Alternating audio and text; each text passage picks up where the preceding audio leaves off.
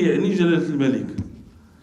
جلالة الملك الإخوان جا قبل الدستور، راه جا هذه 4 القرون.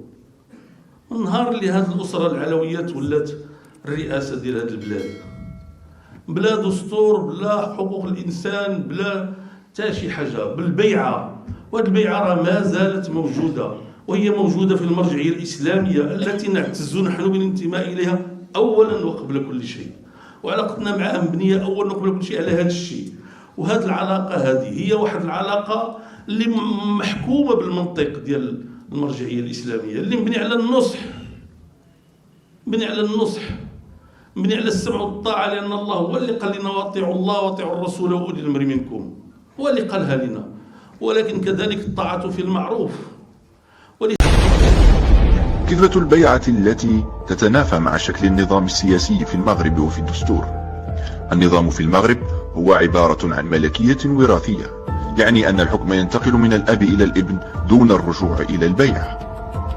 فلم نسمع يوما أن القصر طلب رأي الشعب في اختيار الملك الجديد. إذن البيعة هي مجرد غطاء ديني وهمي لتسهيل انتقال السلطة وإخضاع الشعب بقوة السلاح والدين.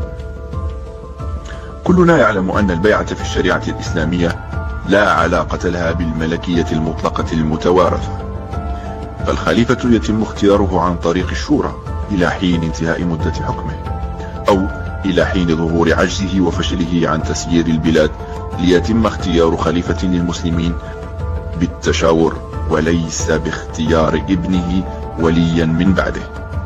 والملكية المطلقة هي حرام بإجماع العلماء، وهي مخالفة صريحة للإسلام. بخصوص يعيش الشعب المغربي هذه الأيام حدثا عظيما من أحداثه الوطنية الكبرى، حدث تربع أمير المؤمنين صاحب الجلالة الملك محمد السادس نصره الله على عرش أسلافه المنعمين، وهي مناسبة تتأكد فيها أواصر الولاء الدائم والتلاحم العميق بين الشعب والعرش، مناسبة نستحضر فيها جميعا ذلك النظام الشرعي الأصيل، البيعة.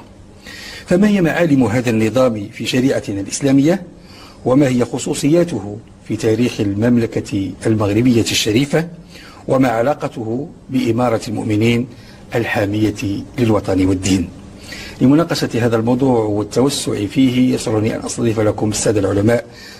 فيكون المغرب قد جمع بين طريقتين رائعتين من طرق تنصيب الإمام. نعم. فيكون المغرب قد جمع بين طريقتين رائعتين من طرق تنصيب الإمام.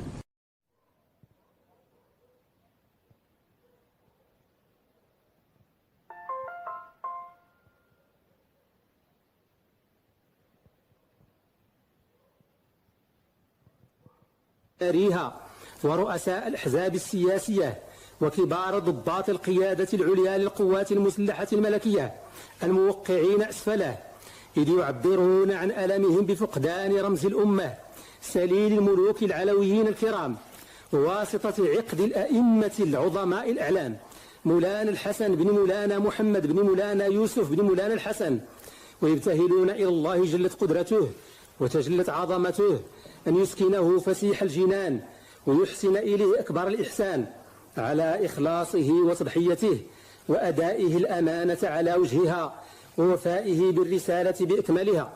يقدمون بيعتهم الشرعية لخلفه ووارث سره صاحب الجلالة والمهابة أمير المؤمنين سيدنا محمد بن الحسن بن محمد بن يوسف بن الحسن. نعم. فيكون المغرب قد جمع بين طريقتين رائعتين من طرق تنصيب الإمام. نعم. فيكون المغرب قد جمع بين طريقتين رائعتين.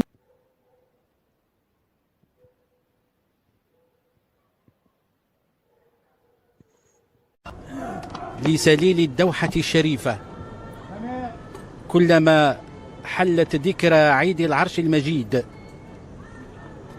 يعد دليلا جليا على الأصالة الدينية والرابطة الروحية والوشيجة القوية التي تجمع عرشا وشعبا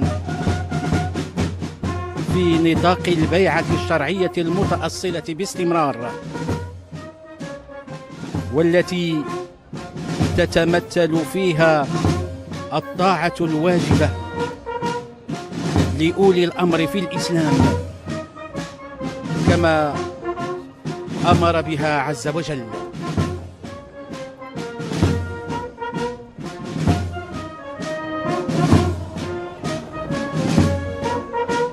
وفود ممثلي مختلف جهات المملكة ستتقدم لتجديد الولاء لأمير المؤمنين أيده الله، محفوفا بصاحب السمو الملكي ولي العهد الأمير مولاي الحسن، ومرفوقا بصاحب السمو الملكي الأمير مولاي رشيد، وصاحب السمو الأمير مولاي إسماعيل، وبحضور فخامة رئيس الجمهورية.